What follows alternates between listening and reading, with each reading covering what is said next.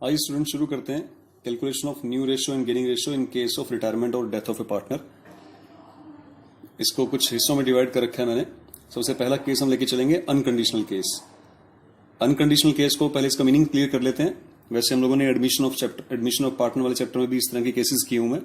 फिर भी unconditional case वो रहेगा जैसे कि ABC पार्टनर्स हैं 3:2:1 में, और C wants to retire from the firm. C firm छोड़ के जाना चाह रहा है। C का शेयर फर्म में है 1/6। अब क्वेश्चन में ना तो ये गिवन है कि C के जाने के बाद after the retirement of C what is the new ratio, what will be the new ratio of A and B, ये भी गिवन नहीं है। ये भी गिवन नहीं है कि C का जो 1/6 शेयर है वो C ने A और B को किस रेशियो में दिया, या फिर A और B ने C द्वारा छोड़े गए हिस्से को किस रेशियो में एक्वायर किया। तो ये चीजें गिवन नहीं है, तो ये अनकंडीशनल केस हो गया। तो अनकंडीशनल केस में हम लोग क्या करेंगे, जो आपको देखिए C फर्म छोड़ के जा रहा है, C का हिस्सा अगर हम काट दें, जो आपको बाकी दिखाई दे रहा है A और B का, जो आपको रेशियो दिखाई दे रहा है, जो कि इनका ओल्ड रेशियो था 3:2, यही 3:2 इनका न्यू रेशियो हो जाएगा, और यही 3:2 इनका गेनिंग रेशियो हो जाएगा।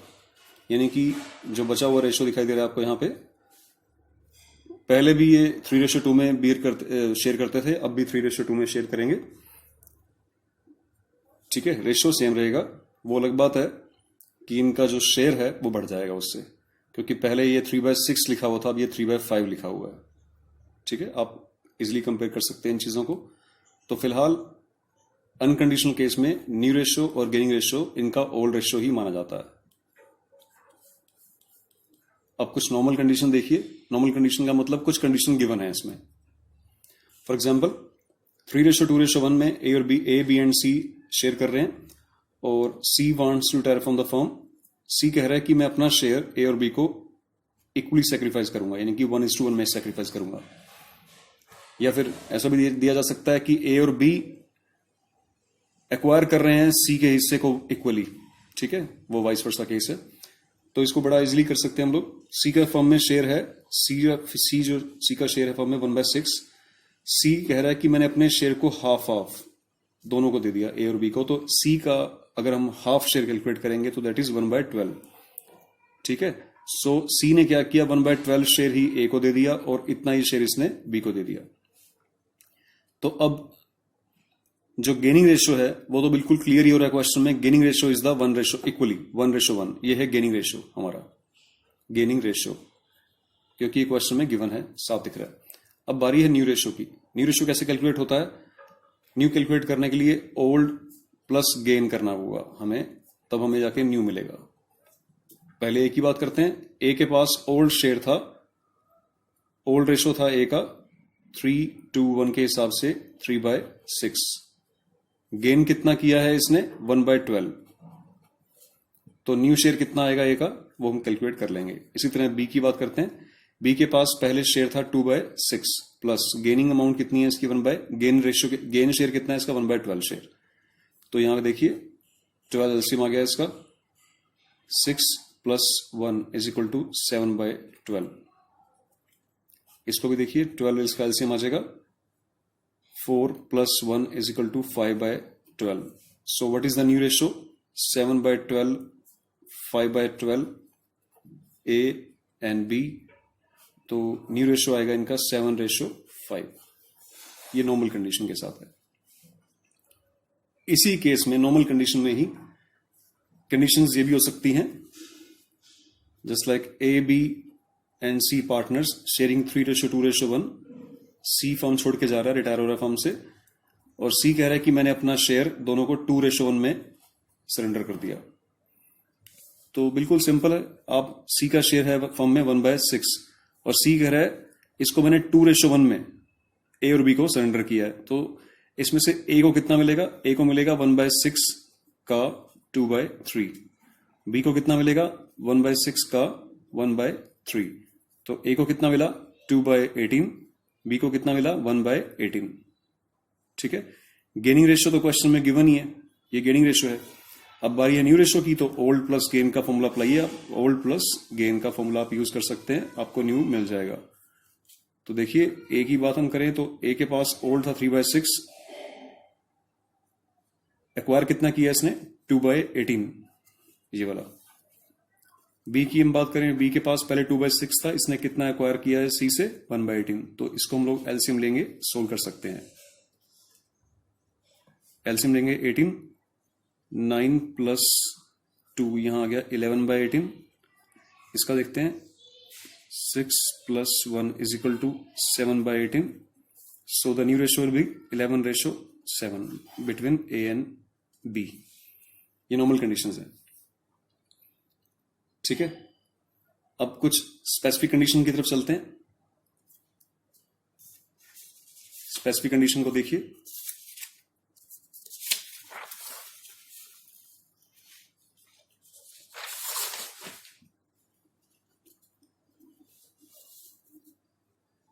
स्पेसिफिक कंडीशन की अगर हम बात करें, ये थर्ड केस हो जाएगा हमारा स्पेसिफिक कंडीशंस के साथ। इसमें काफी डिफरेंट केसेस रहेंगे। For example, A, B and C are three partners sharing 3:2:1 and C wants to retire from the firm. C's share will be 1/6 और गिवन है कि C surrender his share only to his brother B। Actually में B C का भाई था, यह बहुत ही खास दोस्त है, ये कुछ भी केस हो सकता है। फिलहाल ये क्वेश्चन ये बोल रहा है कि C ने अपना सारा शेयर सरेंडर किया है B को, सिर्फ B को सरेंडर किया है, ठीक है।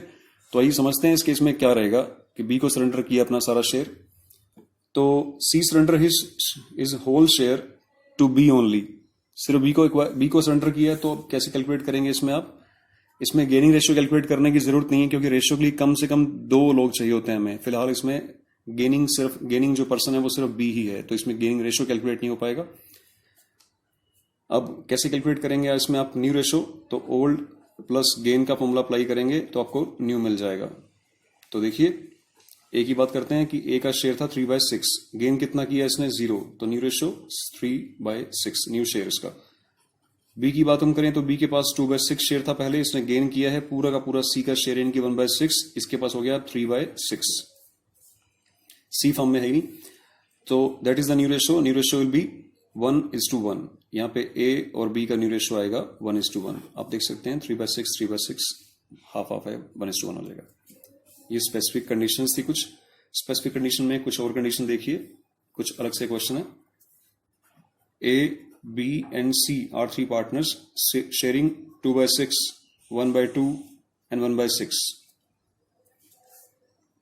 इस केस में अगर ऐसा केस आ जाता है तो सबसे पहले आप क्या करेंगे, डिनोमिनेटर इक्वल करना सीखिए तीनों का, या फिर इनको एलसीएम लेके डिनोमिनेटर इक्वल करने के 2 मेथड रहेंगे, या तो एलसीएम लीजिए या फिर जिसका डिनोमिनेटर इक्वल नहीं है उसको आप इक्वल अमाउंट से मल्टीप्लाई डिवाइड कर लिए, वो इक्वल हो जाएगा। जैसे हमें 6 चाहिए डिनोमिनेटर में, तो 6 कैसे आएगा, इसको 3/3 कर लीजिए आप। 3/3 करेंगे तो ये अमाउंट क्या बन जाएगी, 2/6 रेशियो 3/6 रेशियो 1/6। तो जो ए, बी एंड सी का जो रेशियो रहेगा ओल्ड रेशियो, दैट इज 2:3:1। यहां से हमारा क्वेश्चन अब शुरू होगा, ठीक है। तो क्वेश्चन ये है कि ये ओल्ड रेशियो है तीनों का। इसके बाद क्वेश्चन में आगे लिखा हुआ है दैट ए सरेंडर, पहले इसमें से एक को रिटायर करते हैं। इस क्वेश्चन में मैं ये लेके चल रहा हूं कि A wants to retire from the firm, A firm छोड़ के जाना चाह रहा है, और क्वेश्चन आगे है कि A surrender 2/3 of his share to B in favour of B. A ने अपना जो भी इसका शेयर था, A surrender 2/3 of his share, A ने अपने शेयर का 2/3 पोर्शन बी को सरेंडर कर दिया। आगे लिखा हुआ है कि an remaining share in favour of C, और जो बाकी बचा हुआ शेयर है वो सी को सरेंडर कर दिया। तो बी के लिए बता रखा है कि 2/3 ऑफ हिज शेयर। पहले कैलकुलेट करते हैं कि ए ने बी को कितना सरेंडर किया है। तो ए कह रहा है कि मेरे पास जो 2/6 शेयर है उसका 2/3 मैंने बी को सरेंडर किया, तो 2/3 की वैल्यू कैलकुलेट कर लेते हैं। ये आ जाएगा 4/18। 4/18 पोर्शन उसने बी को सरेंडर कर दिया। अब बाकी फिर वो बोल रहा है कि रिमेनिंग शेयर, रिमेनिंग का मतलब जैसे 2/3 अगर एक को दिया है तो बाकी बचेगा 1/3, यानी कि ए सी को कितना देगा 1/3 शेयर। 1/3 का मतलब हुआ कि 2/6 है उसके पास, उसका 1/3 यानी कि 2/18। ये 1/3 मैंने कैसे कैलकुलेट किया, जैसे किसी भी पर्सन के पास, जैसे फॉर एग्जांपल एक सिंपल फॉर्मूले से कि टोटल जो शेयर हैं ए के पास मान लीजिए 3 है, 3 में से वो 2 शेयर, 3 में से 2 हिस्से उसने, वो कह रहा है कि मैंने बी को दे दिया और बाकी बचा हुआ हिस्सा मैंने सी को दे दिया। तो 3 में से 2 एक पर्सन को दे दिए, तो 3 में से एक ही बचा ना, बाकी तो वो इसने सी को दिया है। ठीक है, तो इस हिसाब से कैलकुलेट कर लिया मैंने। तो यहां से ये चीज कैलकुलेट हो गई है कि ए ने बी को कितना सेक्रीफाइस किया और सी को कितना सेक्रीफाइस किया। ठीक है, अब अगर मैं इनका रेशियो कैलकुलेट कर लूं 4:2 या फिर 2:1, ये तो आ गया गेनिंग रेशियो। आप एक चीज इजिली यहां पे समझ लीजिए कि ए छोड़ के जा रहा है तो वो सेक्रीफाइस करेगा, और बी और सी रिमेनिंग पार्टनर्स हैं तो वो गेन करेंगे। तो अगर ए कह रहा है कि मैंने इतना इतना सेक्रीफाइस किया, ये सेक्रीफाइस रेशियो है, तो ऑटोमेटिकली वो बी और सी के लिए गेनिंग रेशियो हो जाएगा। ठीक है ना, ए कह रहा है कि मैंने इतना हिस्सा इसको सेक्रीफाइस किया, सरेंडर किया, इतना हिस्सा इसको सरेंडर किया, तो इसका रेशियो जो कैलकुलेट कर रहे हैं हम लोग, वो गेनिंग रेशियो आ जाएगा बी और सी के लिए। तो क्वेश्चन आगे कैसे होगा कंप्लीट वाला, अभी न्यू रेशियो कैसे कैलकुलेट होगा, फॉर्मूला रहेगा old plus gain is equal to new. ये हम लोग फॉर्मूला पहले भी अप्लाई कर चुके हैं। देखिए बी के पास ओल्ड था 3/6 प्लस गेन कितना किया इसने 4/18। 4/18 को इसमें ऐड कीजिए, 18 इस कैल्सियम आएगा, 9 + 4 इज इक्वल टू 13/18। ठीक है, बात करते हैं अब सी की। सी के पास ओल्ड था 1/6, कितना गेन किया था इसने 2/18। 2/18 इसमें ऐड कीजिए, 18,